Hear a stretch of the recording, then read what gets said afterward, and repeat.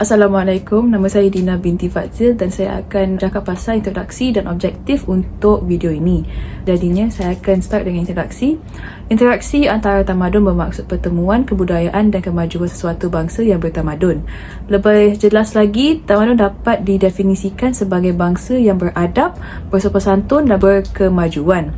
Tamadun juga terbentuk hasil daripada interaksi antara satu tamadun dengan tamadun yang lain, sama ada secara langsung atau tidak langsung. Ketika proses interaksi ini tersebut berlaku, tamadun yang lebih maju telah mencorakkan bentuk tamadun yang terkemudian. Melalui interaksi tersebut, dapatlah kita memahami bagaimanakah interaksi sebuah tamadun itu dapat membentuk jati diri tamadunnya yang kesannya dapat dilihat sehingga kini.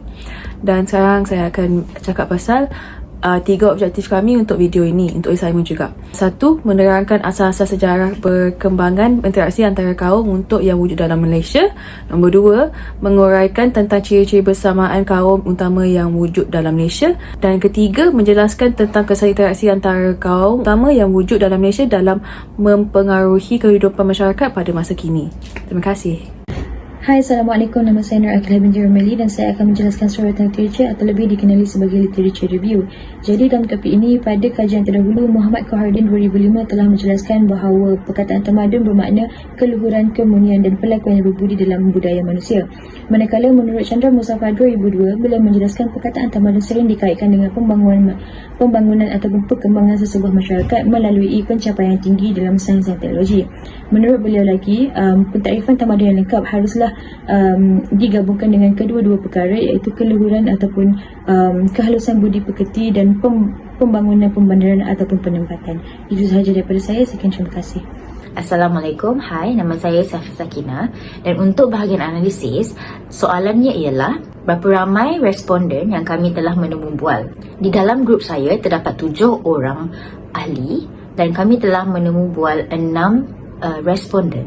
Seterusnya, untuk soalan analisis yang kedua ialah bagaimanakah data-data itu telah terkumpul. Kami sekumpulan telah mengumpul data-data tersebut daripada segi menemu ramah responden-responden yang kami telah pilih, dan kami juga rasa mereka ialah orang yang sesuai untuk ditemu ramah kerana terdapat pelbagai kaum dan juga latar belakang individual yang berlainan untuk kita semua belajar. Itu sahaja daripada saya. Thank you.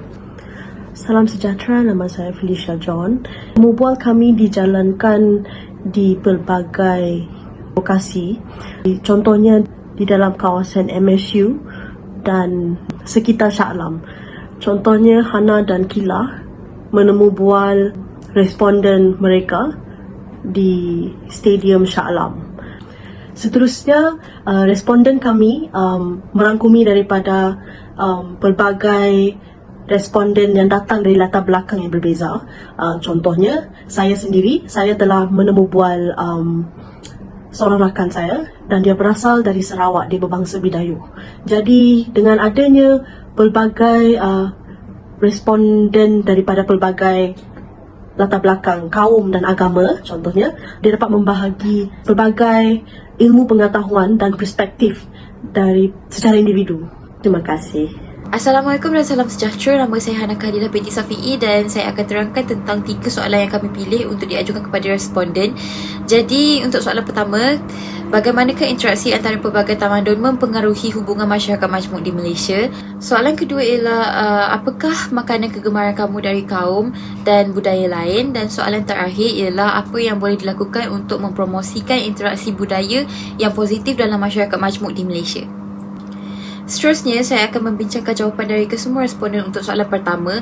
Apa yang saya dapat ringkaskan di sini ialah hubungan antara kaum di Malaysia menjadi semakin baik dari tahun ke tahun. Contohnya, kita dapat lihat semua kaum di Malaysia menyambut perayaan dan sambutan bersama-sama. Seterusnya, interaksi ini juga menambah toleransi dan penerimaan adat dan budaya sesama kaum di Malaysia. Dan interaksi ini juga dapat memperkayakan masyarakat Malaysia dengan pelbagai budaya, masakan, pakaian, bahasa dan macam-macam lagi. Selamat sejahtera, nama saya ialah Priscilla Inoy Urai Karing dan saya akan bercakap tentang soalan nombor 2, iaitu kita bertanya kepada mereka apakah makanan kegemaran mereka daripada kaum yang lain. Kebanyakan jawapan daripada responden ini, mereka cakap yang makanan kegemaran diorang ialah daripada makanan kaum Cina seperti pan mi, nasi ayam Hainan, dan ada juga yang cakap yang makanan kegemaran mereka ialah nasi lemak, iaitu makanan tradisional orang Melayu, dan ada juga yang suka makanan daripada kaum India. Dan walaupun kebanyakannya daripada kaum di dalam Malaysia, ada juga yang bercakap tentang makanan yang daripada budaya barat, iaitu aglio olio. Dan daripada jawapan responden ini, kita boleh tahu bagaimana sifat menyayangi antara kaum dalam orang Malaysia, kerana kita tidak takut untuk mencuba makanan daripada kaum yang lain. Itu saja daripada saya. Terima kasih.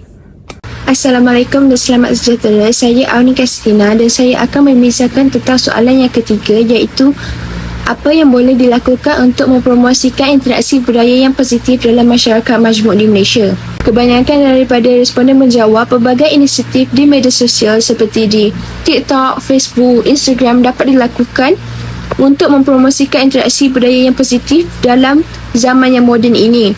Selain itu, pihak kerajaan juga perlulah mengambil inisiatif dengan menjadikan pendidikan lebih inklusif. Sebagai contoh, mengemas kini buku teks dengan isu-isu semasa. Kesimpulannya, kesan interaksi tamadun terhadap hubungan masyarakat majmuk di Malaysia dapat merangkumi pemahaman, toleransi dan perkongsian budaya antara kumpulan etnik. Projek ini juga sedikit sebanyak telah memberi manfaat kepada kami dalam mempelajari kesan positif berkenaan dengan interaksi antara masyarakat majmuk di Malaysia. Sekian sahaja daripada kumpulan kami. Terima kasih.